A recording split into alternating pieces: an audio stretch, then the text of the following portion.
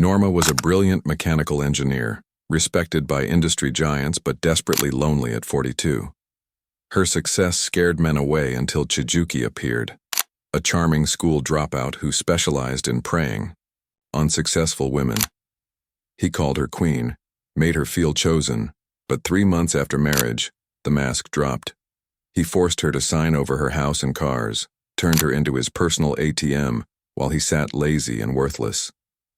This brilliant woman now walked on eggshells, excusing his slaps, his cheating, paying for everything. The breaking point came when Norma returned home with new braids. Chijuki's friends mocked him, saying his wife looked like the man of the house. His fragile ego exploded. He slapped her across the face, pulled out a lighter, and set her hair on fire.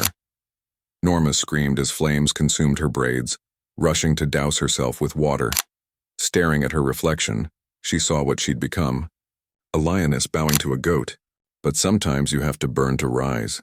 She returned where they still laughed. "Get out of my house," she commanded.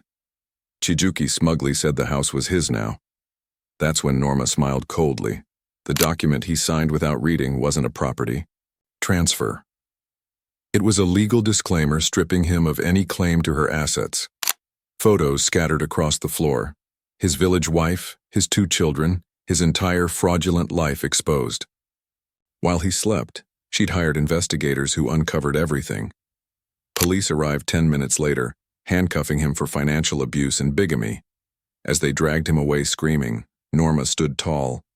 "You were a project, and your deadline has expired." That night, alone in her reclaimed home, Norma found peace. Not because love found her, but because she remembered who she was. Better to be alone and whole than married and broken. Sometimes the fire that burns you is the same fire that frees you.